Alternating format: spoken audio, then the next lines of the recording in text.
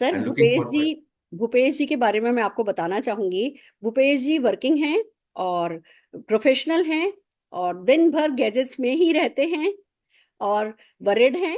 Worried तो right word नहीं है, इतना इनको भी नहीं पता है, पर हाँ कंसर्न्ड है। जब इनसे बात हुई मेरी और इनको बताया गया कि भैया ये एक नया पोल्यूशन भी है, तो ऑफ कोर्स जागे हैं। ओपन माइंडेड है, मैं अगर राइट वर्ड इनके लिए बोलूं तो ओपन माइंडेड है, क्योंकि मैं बहुत सारे ऐसे लोगों से मिलती हूँ जिनको हम इस बारे में बताते हैं तो अरे कुछ नहीं, कुछ नहीं होता, इतनी बड़ी बड़ी मोबाइल कंपनियां थोड़ी, कोई ऐसा अगर है ना, ऐसा कोई खतरा होता तो सरकार अलाउ ही नहीं करती मोबाइल बनाने के लिए। सरकार अगर मोबाइल परमिशन दे रखी है तो मतलब कोई खतरा होगा ही नहीं। लोग ना अपनी सेहत की से के बारे में मतलब ऐसे सरकार को कोसेंगे, ये सड़क पे गड्ढे हैं, ये सड़क पे गड्ढे हैं, पर जैसे ही ऐसी कोई नई चीज उन्हें पता चलती है तो नहीं नहीं, सरकार परमिशन ही नहीं देती। बस उन्होंने वो जिम्मेवारी नहीं ली। सबसे बड़ी बात जिम्मेवारी की होती है ना, लोग जिम्मेवारी नहीं लेते सोचने की।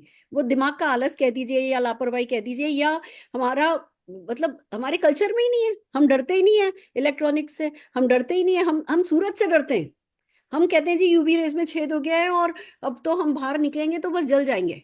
हम विटामिन डी की कमी से जिंदगी खत्म हुए जा रही है, पर सूरज से हम डरते हैं। पर जो इतना बड़ा खतरा घर के अंदर होता है उससे आंख बंद करके, पर कहते हैं ना कि बिल्ली अगर आंख बंद कर लेती है, खरगोश अगर आंख बंद कर लेता है और है ना अपना मुंह खड्डे में घुसा लेता है, तो उसका मतलब ये नहीं कि बिल्ली आ नहीं रही है, बिल्ली आ रही है और बिल्ली खा जाएगी।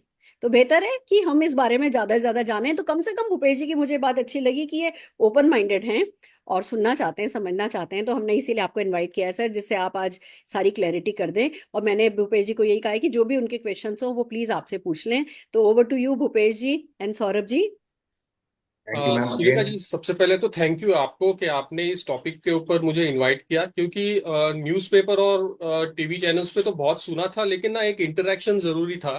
क्योंकि सुनी सुनाई बातों पर विश्वास करने से अच्छा है कि आप किसी एक्सपर्ट से बात करो जो इसके बारे में सही जानकारी दे। तो सबसे पहले आपका धन्यवाद कि आपने माय आज मुझे प्लेजर। यहाँ पे बुलाया। और माय सौरभ जी, बहुत सारे सवाल हैं आपके लिए।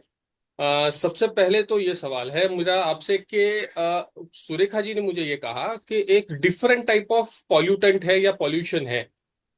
और उन्होंने, मुझे डर तब लगा या कंसर्न तब हुआ जब उन्होंने कहा कि इस पॉल्यूशन हमें दिखता नहीं है, और जो एनिमी दिखता नहीं है वो ज्यादा खतरनाक होता है हमेशा। तो ये क्या है एग्जैक्टली exactly, जो इतना खतरनाक है, इसके बारे में मुझे जानना जरूरी है। फिर मुझे मेरे आसपास के लोगों को भी अवेयर करना जरूरी है, उसके बारे में कुछ बताइए सर। राइट भूपेश जी, बहुत सही बात बोली आपने। दो वर्ड्स यूज करे, पॉल्यूटेंट और पॉल्यूशन। तो किसी भी चीज में जब पॉल्यूटेंट ऐसे तत्व मिल जाते हैं जो शरीर को हार्म कर सकते हैं, ह्यूमन बॉडी को, तो वो एक वैसा पॉल्यूशन बन जाता है। और ऐसा ही एक नया पॉल्यूशन जिसको हम इलेक्ट्रो स्मोक भी कहते हैं, उसका पॉल्यूटेंट है रेडिएशन। रेडिएशन के कारण जो हमारे शरीर पे हार्मफुल इम्पैक्ट्स पड़ते हैं उसको हम बोलते हैं इलेक्ट्रोस्मोक, जो आज की डेट में बहुत तेजी से लोगों की लाइफ को इम्पैक्ट कर रहा है। तो ये इनविजिबल, और हर घर में हर बच्चे के हाथ में, सुबह से लेके शाम तक, रात तक, जब तक हम सो नहीं जाते, हम लगातार इस खतरे के साथ, और सोने के बाद भी हम उस खतरे के साथ जी रहे हैं, जो हमारी लाइफ पे इम्पैक्ट डाल रहा है। और अब उसके बारे में जागरूकता फैलाना बहुत जरूरी सर, ये एग्जैक्टली रेडिएशन आता कहाँ से है? मतलब क्या वो मेरे आसपास है, या फिर ऐसे कोई जोन्स हैं जहां पे जाऊं तो मुझे खतरा है? है। Sir, radiation is everywhere. मैं तो बोलूंगा ये सर्वत्र है। ये भी आज की डेट में भगवान की तरह है। इनफैक्ट इंसान वहां रहना पसंद नहीं करता जहां रेडिएशन नहीं है। तनाव में आ जाता है, रेडिएशन नहीं है। अब रेडिएशन आपका ना सिर्फ फोन से होता है, कोई भी इलेक्ट्रॉनिक डिवाइस है या कोई भी सिग्नलिंग अगर हो रही है जहां तारों का इस्तेमाल नहीं हो रहा है या तारों का भी इस्तेमाल हो रहा है, तो वहां पे रेडिएशन है। And radiation is everywhere. आप और मैं जिस माध्यम से जुड़े हैं वो भी रेडिएशन है। हमारे साथ जितने लोग जुड़े हैं सब रेडिएशन। इनफैक्ट घर में बल्ब से लेके, माइक्रोवेव ओवन से लेके, हम वाईफाई राउटर से लेके, रेडिएशन इज एवरीवेयर। एवरीवेयर, तो इसका खतरा भी एवरीवेयर है। सर, लेकिन आपने जब ये कहा मुझे, तो मैं ये सोच रहा हूँ कि इन डिवाइसेस को मेरे लाइफ से निकाल दूंगा तो फिर लाइफ क्या होगी? फिर से फिर वो स्टोन एज मैन में चले जाएंगे फिर, क्योंकि इन गैजेट्स के बगैर जिंदगी हम इमेजिन ही कर सकते हैं। और एक कंसर्न और आ रहा है मुझे सर, मेरे लिए तो कंसर्न है क्योंकि मैं तो गैजेट्स के बीच में रहता हूँ, लेकिन सबसे ज्यादा कंसर्न मुझे अभी मेरे डॉटर के लिए आ रहा है, जो 8 स्टैंडर्ड में है, 13 साल की है वो। अभी उसका बढ़ने का स्टेज है, और उस अगर आप ये कह रहे हो कि रेडिएशन असर कर रहा है, तो आजकल के बच्चों के हाथ से मोबाइल निकालना मतलब बहुत मुश्किल हो गया है उनको। उनको डिवाइसेस मतलब उनके लिए खाने के वक्त डिवाइसेस लगता है, पढ़ाई के डिवाइसेस तो इस्तेमाल करते ही हैं। तो फिर इन डिवाइसेस के बगैर, रेडिएशन के बगैर फिर कैसे हो सकता है, इसके बारे में कुछ बताएंगे सर? सर आपने बिल्कुल इंपॉर्टेंट बात बोली कि बिना रेडिएशन के जीवन तो है नहीं, स्टोन एज की तरफ चले जाएंगे। और खासकर मैं आपसे ये, खासकर पोस्ट कोविड अगर हम देखें सर, बच्चों का जो इंटरफेस है वो इलेक्ट्रॉनिक डिवाइस खासकर मोबाइल पे बढ़ा है, ऑनलाइन क्लासेस, और आज की डेट में एजुटेक में भी अगर आप देखें। बिल्कुल सही। अब एक चिंता की बात जो आपको है सर, ऐसे मेरा भी 5 साल का बेटा है, ये कंसर्न मुझे भी होता है कि एक्चुअल में क्या होता है, बच्चों की बॉडी पे रेडिएशन जो है वो ज्यादा इंपैक्ट डालता है। क्योंकि पहला, बच्चों के उस टाइम पे सेल्स और टिश्यू बढ़ रहे होते हैं, ग्रोथ फेज में होते हैं। सेकंड, उनकी बॉडी में वाटर रिटेंशन ज्यादा होता है, उसके कारण रेडिएशन ज्यादा पेनिट्रेट करता है। और तीसरा, जो उनका स्कल होता है वो अभी डेवलपिंग स्टेज पे होता है, उतना मजबूत नहीं हुआ होता है।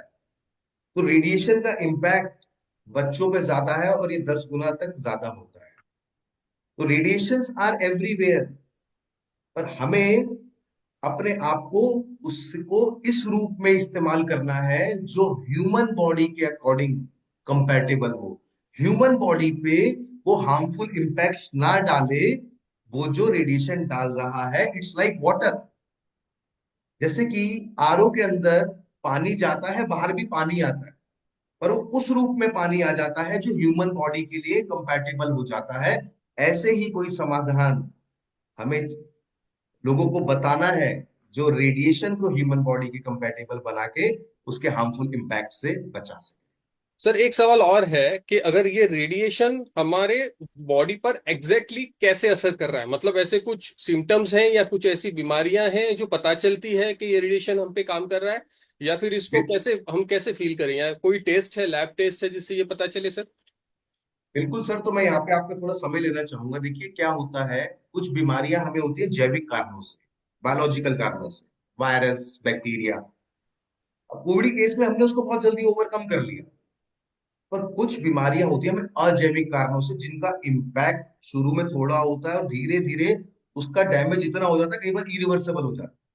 जैसे रेडिएशन की बात करें, क्योंकि ये अजैविक है, अबायोटिक है, इसका इम्पैक्ट अगर हम शॉर्ट टर्म में बात करें, शॉर्ट टर्म में मेमोरी लॉस, याददाश्त के चैलेंजेस, इरिटेशन रहना, खाम खाम में गुस्सा आना, सिर में दर्द रहना, और स्लीपिंग डिसऑर्डर्स।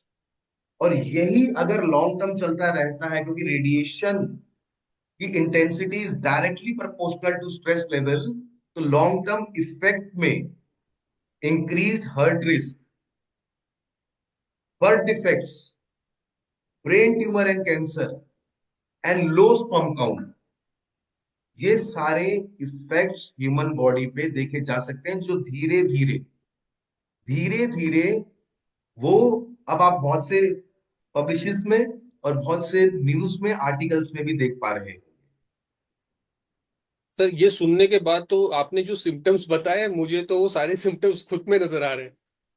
मतलब सर स्ट्रेस लेवल, और ऑफिस में जब होता हूँ या फिर डिवाइसेस के बीच में होता हूँ, तो हाँ ये बिल्कुल मैंने महसूस किया है कि जब हम क्लोज्ड एनवायरनमेंट में डिवाइसेस के साथ काम करते हैं तो स्ट्रेस्ड आउट होते हैं, थोड़ा बाहर निकलते हैं तो थोड़ा यस फील होता है कि हाँ हम थोड़ा ओके हैं।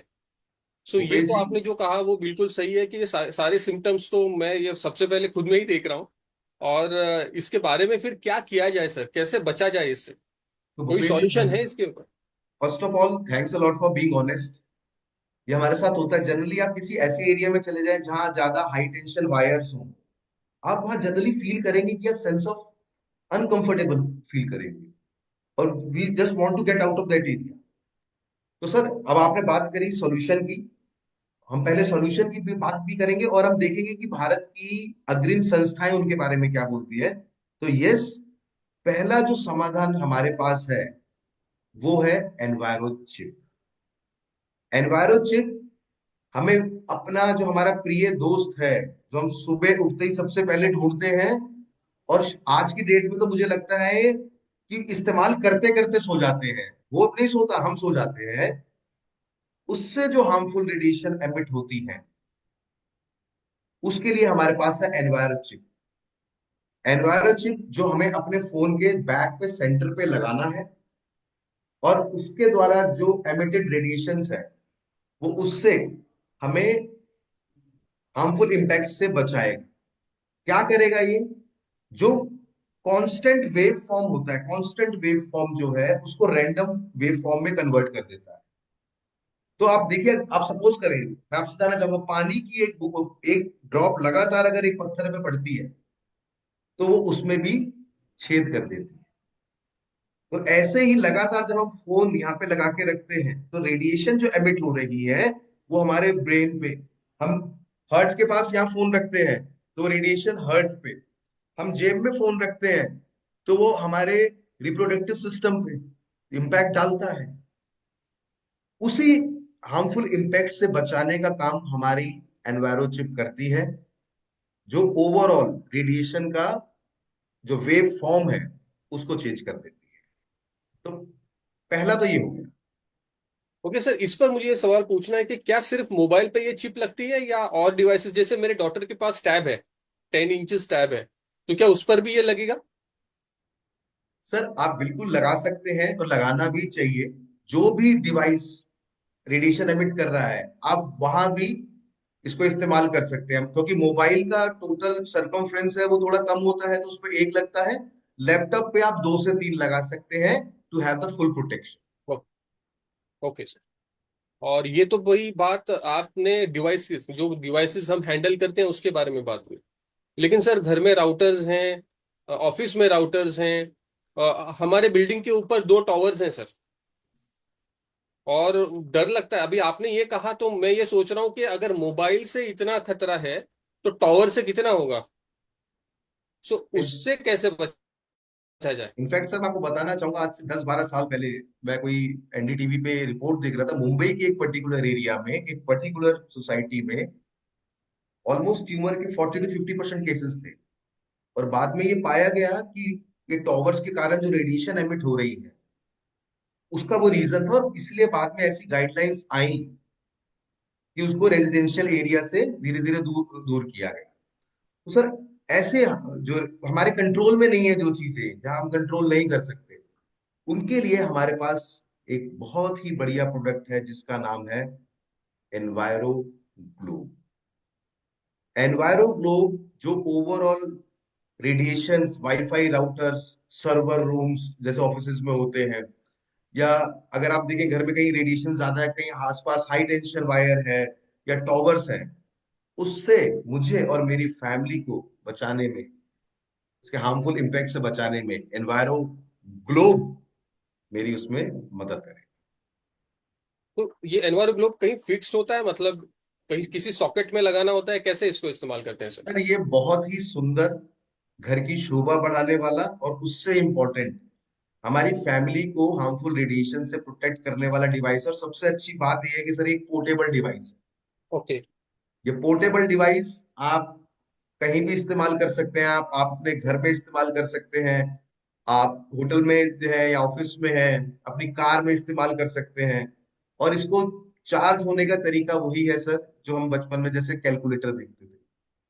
आप इसको हफ्ते में एक बार सूर्य की किरणों में रख दीजिए, या आप इसको बल्ब के नीचे रख दीजिए आधे घंटे के लिए, तो ये ऑटोमेटिकली सोलर एनर्जी से चार्ज हो जाता और सर इन दोनों डिवाइसेस की कोई एक्सपायरी डेट है कि भाई 2 साल के बाद मुझे रिप्लेस करना पड़ेगा, या इसकी कुछ मेंटेनेंस कॉस्ट आती है इसकी? है।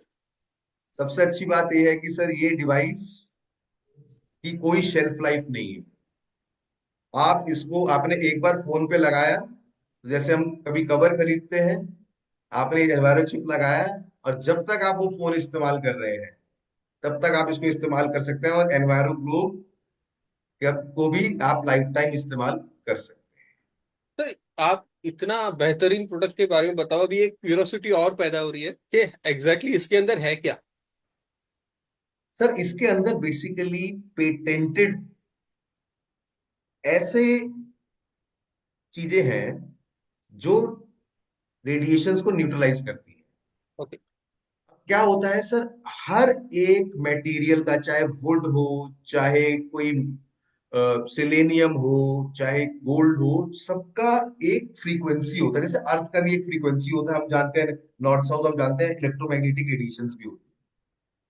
अब कुछ कॉम्बिनेशंस ऐसे बनते हैं जो चीजों को न्यूट्रलाइज कर देते हैं, जो रेडिएशंस के नेचर को चेंज कर देते हैं। तो ऐसा कॉम्बिनेशन है इसमें।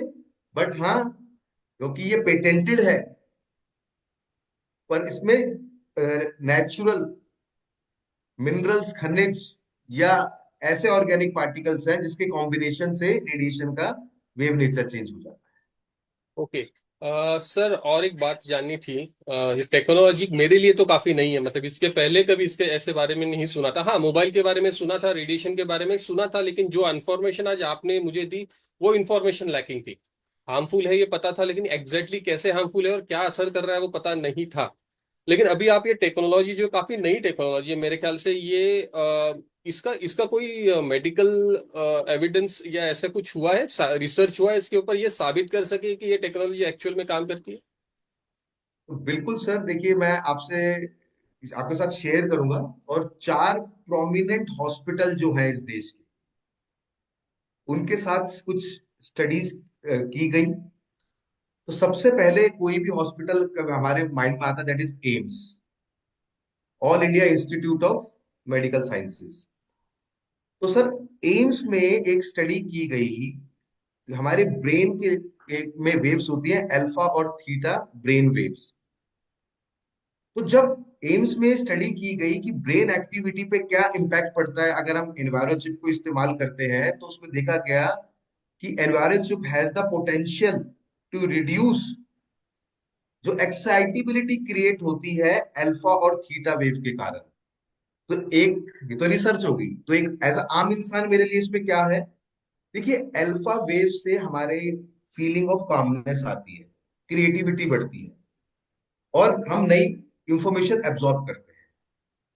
तो वर्क परफॉर्मेंस की बात आती है जब भी हम एक किसी भी इंसान की, जैसे कि अभी हम भी बात कर रहे थे, तो आपको हैप्पी और रिलैक्स रखने में ये बहुत इंपॉर्टेंट पार्ट प्ले करती है और स्ट्रेस को रिड्यूस करने का काम करती है। और थीटा वेव लॉजिकल थिंकिंग को बढ़ाती है। तो जो पोटेंशियल है जिसके कारण एक्साइटेबिलिटी होती है, तो एनवायरो चिप को इस्तेमाल करते हुए ये देखा गया कि एम्स की स्टडी में कि उसने इसको बेटर कर दिया। किसको? अल्फा और थीटा ब्रेन वेव्स। यही नहीं, इनफैक्ट एक टर्मिनोलॉजी यूज करते हैं जिसको हम बोलते हैं हार्ट रेट वेरिएबिलिटी। अब मेदांता हॉस्पिटल है गुड़गांव में, जहां आप जानते हैं बहुत से प्रोमिनेंट लोग अपना इलाज वहीं कराते हैं। तो ये देखा गया, एनवायरो चिप जब इस्तेमाल किया तो हार्ट रेट की जो वेरिएबिलिटी थी उसमें 7.7% का पॉजिटिव इंपैक्ट आया जब 2 वीक के लिए इस्तेमाल किया गया। ये तो रिसर्च हो गई। तो एक लेमन के लिए इसमें क्या है, देखिए जब हमारा हार्ट रेट वेरिएबिलिटी हाई होता है तो इट मींस हमारा नर्वस सिस्टम बैलेंस्ड है और बॉडी कैपेबल है अडॉप्ट करने में एनवायरनमेंट से। तो इसमें 7.7% का इंक्रीज से देखा गया कि जब एचआरवी इंक्रीज होता है तो हम ज्यादा बेटर प्रोटेक्टेड रहते हैं स्ट्रेस, और यही नहीं, हम हो जाते हैं लेस ससेप्टेबल टू डिसीज। और एक और स्टडी मैं आपके साथ यहां शेयर करना चाहूंगा, that is resting heart rate. Max hospital में ये स्टडी की गई और ये देखा गया कि रेस्टिंग हार्ट रेट में 4.8% की कमी आई थी जब इसको 2 वीक के लिए इस्तेमाल किया गया। रेस्टिंग हार्ट रेट का मतलब क्या होता है, आपकी 2 बीट के बीच में, हार्ट बीट के बीच में जो टाइम है। और मैं आपको बताना चाहूंगा, बहुत सी स्टडीज ये बताती हैं कि 1 बीट पर मिनट अगर हार्ट की कम होती है तो लाइफ इंक्रीज होने के चांसेस हो जाते हैं 1 to 1.5 ईयर्स। तो इसमें जो एवरेज ये देखा गया कि जो 5 to 8% का रिडक्शन है, इसका मतलब है 4 to 7 बीट्स पर मिनट। अगर हम 80 का बीपीएम ले, तो स्लोअर हार्ट रेट में ट्रांसलेट इनटू लॉन्गर लाइफ, ये कहना है हार्वर्ड हार्ट की रिपोर्ट का। और an increase in resting heart rate over time may be a signal of heart trouble ahead. तो हमें रेस्टिंग हार्ट रेट को जितना कम रहेगा उतना बेटर है। तो ये भी पाया गया मैक्स हेल्थ केयर की रिपोर्ट में कि इसने लगभग 5% तक उसको कम किया। तो बहुत से प्रोमिनेंट इंस्टीट्यूट है, सिंगापुर ग्रीन काउंसिल से ये सर्टिफाइड है। सीई, आप इलेक्ट्रॉनिक्स में काम, गैजेट्स में रहते हैं सर, आप जानते हैं कि यूरोपियन सर्टिफिकेशन होती है, वो सर्टिफाइड हमारे ये प्रोडक्ट्स हैं, जो ओवरऑल ये सो कॉल्ड अनदिखे दुश्मन से आने वाले इंपैक्ट से बचाने में हमारी मदद करते हैं। सर ऐसा भी है कि जो मोबाइल डिवाइसेस हैं उसमें कहा जाता है कि वो एसएआर सार वैल्यू के अंडर काम करते हैं, मतलब उनका रेडिएशन ऑलरेडी जो सरकार ने जो मानक दिए हैं उसमें काम करता है। तो अगर मेरे डिवाइसेस उस लिमिटेशंस में काम कर रहे हैं, क्या फिर भी जरूरत है मुझे इस चिप को इस्तेमाल करने की सर? सर, इसमें मैं ये बोलूंगा कि कई बार जानकारी, या बोलते हैं ना little knowledge is dangerous thing. अब बहुत से लोग ऐसे बोलेंगे हमें कि सार वैल्यू तो 1.67 है, 1.66 है केल्विन पॉइंट्स की। पर बात यहां आती है, वो सार वैल्यू जो मोबाइल के साथ जो पतली सी बुकलेट मिलती है, जिसको हम कभी नहीं पढ़ते, एकदम बाहर सबसे पहले उसको बाहर फेंकते हैं, उसमें 3 4 चीजें लिखी होती है। सार वैल्यू 2 से ज्यादा नहीं होनी चाहिए, पर वो 2 केल्विन पॉइंट्स तक तब तक रहेगी अगर हम 1 घंटे में 6 मिनट से ज्यादा बात ना करें तो। उसमें मेंशन है। तो अगर हमारा टाइम स्पैन बढ़ेगा, तो मोबाइल का सार वैल्यू तो 1.66 टू 1.67 है, पर वो 6 मिनट के हिसाब से है। टाइम बढ़ेगा तो वो सार वैल्यू का इम्पैक्ट मेरे शरीर पे ज्यादा पड़ने लग जाएगा। आप देखिए, इसीलिए फोन के साथ जो मैनुअल्स आते हैं, वो उसमें लिखा होता है use earphones while talking, text more than talk, keep device 15 millimetre away from your body at all times. तो स्पेसिफिक एब्जॉर्प्शन रेट, कि जिस रेट से बॉडी रेडिएशन को एब्जॉर्ब कर रही है, अगर उसका समय 1 घंटे में 6 मिनट से ज्यादा रहेगा, तो उसका इम्पैक्ट हार्मफुल कन्वर्ट होना चालू हो जाता है। सो क्या इसका मतलब ये है कि जब ये मोबाइल में इस्तेमाल कर रहा हूँ, यानी इस पे बात कर रहा हूँ, तभी ये मुझ पे असर कर रहा है, या जब मैं इसको इस्तेमाल नहीं कर रहा हूँ, मेरी जेब में पड़ा है या मेरे आसपास है, तो क्या उस वक्त मुझे खतरा है मेरे मोबाइल से या कैसे? बिल्कुल सर, बिल्कुल खतरा है, क्योंकि रेडिएशन तो तब भी है, और रेडिएशन है। और इनफैक्ट कई बार जब फोन लो बैटरी में होता है, या हम जनरली देखते हैं फोन विदाउट एनी यूज वो गर्म हो रहा है ज्यादा, या बैक एंड में बहुत सी एप्लीकेशंस चल रही हैं, तो वो तो अपना रेडिएशंस को खींच रहा है, और वो रेडिएशंस बॉडी के करीब आ रही हैं, और वो लगातार फिर बॉडी में पेनिट्रेट कर रही है। तो यस, खतरा तब भी है जब हम फोन को इस्तेमाल नहीं भी कर रहे। तो क्या ब्लूटूथ जो हम इस्तेमाल करते हैं, क्या वो भी खतरा है? Bluetooth to a extent yes, कुछ एक्सटेंट तक ब्लूटूथ का भी इम्पैक्ट पड़ता है, और खासकर जब आजकल जो नया कॉन्सेप्ट आया है पॉड्स का इस्तेमाल करने का, और लगातार लगा के रखने का, और नियरेस्ट कान के नियरेस्ट जो सबसे वो बॉडी ऑर्गन है, दैट इज ब्रेन। तो रेडिएशन का इम्पैक्ट टू एक्सटेंट पड़ता है। एक सवाल आया इन सबको सुनने के वक्त एक सवाल आया था दिमाग में कि अगर मैं इस चिप को मेरे मोबाइल पे लगाता हूँ, तो क्या ये मेरे डिवाइस को किसी भी तरीके से हार्म करेगा, या उसके सिग्नल पे उसका कुछ इफेक्ट पड़ेगा? सर, दो दो प्रश्न है। पहला, कि कोई इसी तरीके का इम्पैक्ट डालेगा? बिल्कुल कोई इम्पैक्ट नहीं डालेगा डिवाइस पे। सेकंड, क्या ये रेडिएशन को पे इम्पैक्ट डालेगा? मैं बताना चाहूंगा कि यहाँ पे बहुत इंपॉर्टेंट है। कई बार हमने देखा है कि लोग ना किसी को जब ये प्रोडक्ट बताते हैं, तो ऐसे बोलते हैं रेडिएशन को खत्म कर देते हैं। देखिए, अगर रेडिएशन खत्म हो जाएगा तो सिग्नल ही नहीं होगा, बातचीत ही नहीं हो पाएगी, कोई नेटवर्किंग ये हो पाएगा। तो बेसिकली जैसे हमने बात करी कि ये सिग्नल को खत्म नहीं करना, ये कांस्टेंट वेव फॉर्म को रैंडम वेव फॉर्म में लेके आ रहा है।